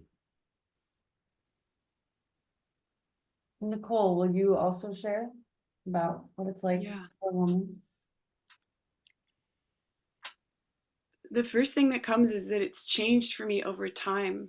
And some of that was that as a younger woman, I was, because of lack of initiation and also because of biological prerogatives, I was, yeah, I was looking for like the high status provider, to be the father and then the protector and provider of me with my children, like, and I sucked at it because I would totally disregard certain, I wouldn't really take it, I wouldn't really feel it and take it out and be with what was there. And later on, I did, and as I went from next partnership to, the break in between to the next partnership, there was this slow but sure evolution that was happening where I figured out certain things, like figured out to pay attention to certain things, and eventually I got this. I find myself as like certainly having 5 bodies, but I'm almost having 7 layers where I can be attracted to someone mentally. I can be attracted to what someone looks like they are and sounds like they are, where either we speak the same language or I want to learn their language. Hmm. I can also have this kind of sense of like wanting to move my chest closer to them and put my arms around them and touch them. And and then there's this level where this more emotional relating where can they handle me feeling? Can I handle them feeling? Do they feel? And then there's this more familial kind of like, do they like the same kinds of food as I like? Do they like to do some of the same activities as I want to do? Or else are we just going to live parallel lives and meet at home at night? And then there's the sexual attraction, which is distinct from this more sensual level.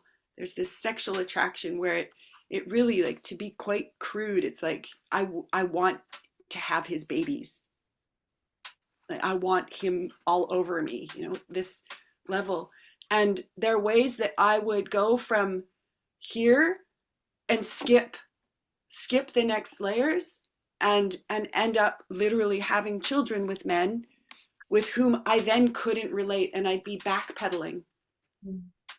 And the initiations that I've gone through have made it possible for me to just really slow down when I encounter a man, notice that there are these kind of 7 levels of attraction, and that lower one can be pretty strong. It can kind of, you know, like veto power all the other levels. They're like magnets. It's like this really strong magnet at the base, and then these other magnets, but some of them are turned around. And as I get closer to someone, there's this repulsion that happens where I'm just like, no, I wouldn't, that doesn't work. That won't work. I don't see how that would work. And then some of it's my box too, where I'm sorting out of fear, unconscious fear. So that's something about how it goes in me. Well, thank you. Yeah, Yeah, very cool. I want to ask something, because in your seventh layer, you said it's like, I want to have their babies and I want them all over me. I want him all over me. And I'm curious, like, is that really one thing, or are they two separate things? Like the wanting them all over me and wanting to have their babies. And the source of my asking is because, for me, I'm not gonna speak for men. I assume it's also for men. There's a, I want to be all over this, you know, for us to be all over each other. And a separate thing is, I want this person to have my children. There's this like primal, just like carnal, like wanting body. And then there's this other thing, which is, do I want this person to have my children? Yeah. When you ask it, what I get is that there's also some of each of the layers in all the other layers, but that one can really take over, or it used to really take over for me. And I can tell when it's happening. And there will be some men where I'm just like, if I did that old fashioned like rate them out of 10 thing, if I had a 10 out of 10 attraction to someone, I've learned to run in the opposite direction. Because when that's happening, that's when I am going to just turn myself into a pretzel to be what they want, because I want him so much. Yeah. And It that, sounds like you there's know, another part there. When it's a 10 out of 10, it's actually something else. There's something else. yeah, and something can be really missing in that too. And I only found out, find out later when I'm already got all the bondy stuff is set up, and I'm like, oh my God, this layer or these 2 layers, or, you know, 3 out of 5 of this layer, just, I don't see how it could ever work. And you guys, I was in an 11-year marriage with someone who, the day after we got married, I saw something in him that I had not seen before. I think partly because I wasn't looking, but partly because he hadn't showed it. And if I had my life to live over, as soon as that happened, I would say, dude, you know what? This is off. I changed my mind. I know we just got married, but I just realized that I can't live with that. And I won't live with it. And it took me 11 years before I got there. Oh, Wow. I'm so glad that I asked the question, and there's so much wisdom in what you shared, Nicole, what you both shared. Thank you. You're welcome. Yeah, it's not, I can't even put it in words, but it's just, the information of what you said landed in my 5 bodies. Mhm. Yeah. And it's answering this big question that I've had about how to distinguish different types of attraction. Because like for me in my life, it's just been like this one, I'm attracted. And that means it must be that we should be on top of each other. Actually learn to piece it apart, like distinguish. Maybe this attraction is because we're meant to do a project together. Maybe this attraction is because we're meant to work out some emotion or some trick. I don't know, some hook. And yeah, I was like, I couldn't even start writing because I had to just let these 7 layers thing in. Mm. And I want to go back to the recording to try to write it down. And I had this, it's kind of funny, but I realized that in next culture, although there will not be marriages or marriage contracts, if there were, you could have like a 90-day return policy or something.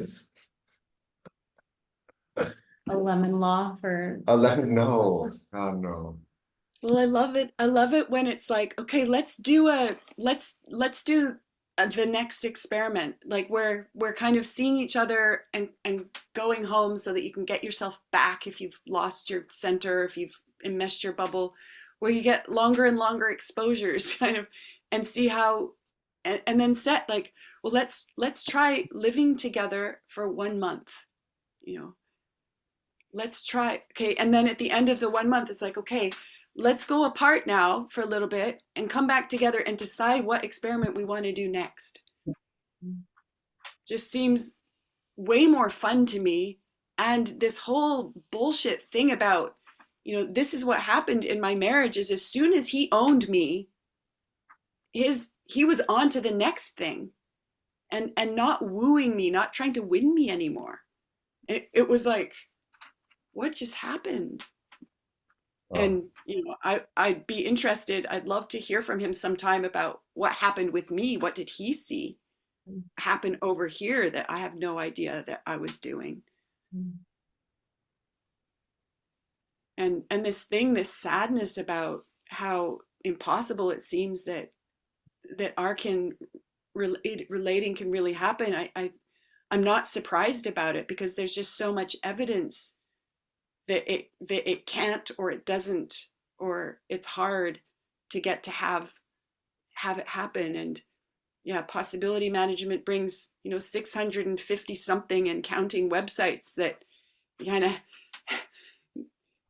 that it takes it's like that's what it takes to get out of this, let's make babies and then fight each other for the rest of our lives, or bust out of it and like be a serial monogamist that's like really kind of a serial intimacy killer.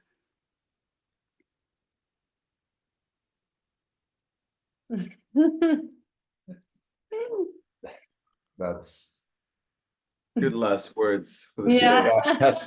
that's a wrap. That's a wrap. That landed. So it's not a 90-day return policy. It's a return at any time policy. Mhm. Yeah.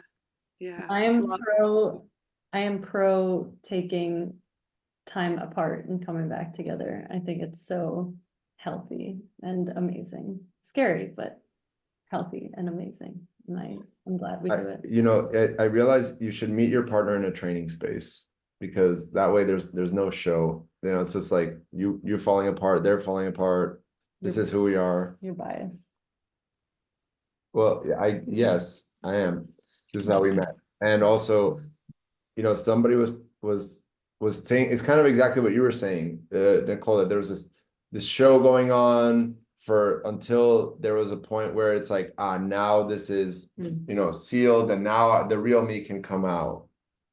And imagine, I just think about like how much we put on a show when we're meeting someone, like to date somebody new or to meet someone, and you pick the nice restaurant, and you pick your best outfit, and you pick your best mask, And Yeah.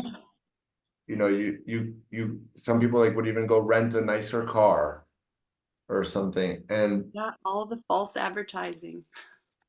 yeah, it's like, you know, our dating is like, let's go do an emotional healing process.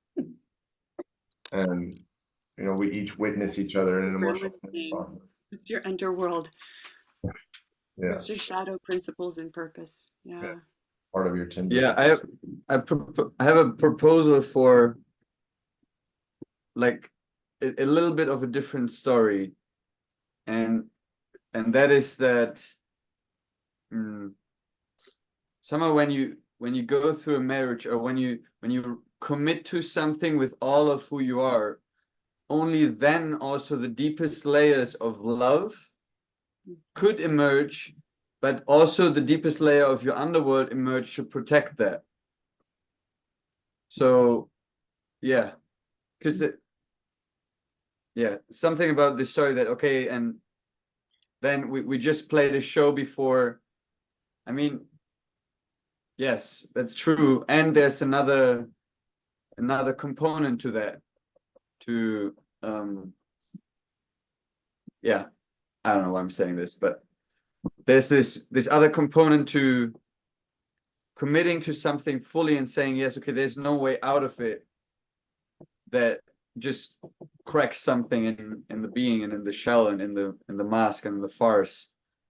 Mm. But it's both. It's on the one side love, and on the other side the shadow. They're coming together, and they're like, now we're here. At least that's my experience. As soon as I commit deeper to something or someone, like I need to be the most awake, because on those places, most of me that doesn't want to go to that depth comes out. Mm. Mm. Yeah. I'm hearing something about not having a back door. Yeah. Mhm. Yeah. Well, yeah. There's always the back door is always there. Yeah, it's like learning how to be with the back door and choose not to take it, because it's always there. There's no such thing as I'm here and I will not go anywhere ever. It's not real. And that's what I love about doing emotional healing processes versus going into plant medicine ceremonies. I've noticed this. That's like the plant medicine. It's like you don't have a back door. You're there. You're in there, and you took it, and you're going on the ride. It's like going on the roller coaster. You're going, but to put yourself in a roller coaster where you at any moment could pull the kill switch on it, and you don't, and you don't, and you keep going and you keep going. There's a different kind of thing Choice that of you. happens, a different kind of responsibility that can grow in that. And there's also something about, like, I've noticed this, like the back. I want to say before that, I want to come to an end with the space. We're over time already. So Wait. I just, yeah, just say, go ahead, but I want to say that. So yeah, thank you. Thank you. Are you leaving now? Yeah, I will leave. But I want to hear what you say. One more Okay, thing. I don't know, famous, last words, is just the shape, as the shape of my being changes, the shape of the back door changes also. Like, I can't go back to the same back door, like, right now, like, I try to, like, fathom the idea of doing things that I used to do in my previous life. And there's things that I could do that would be like akin or adjacent or related, but like the exact same things, like there's some of them that I feel like nauseous thinking about.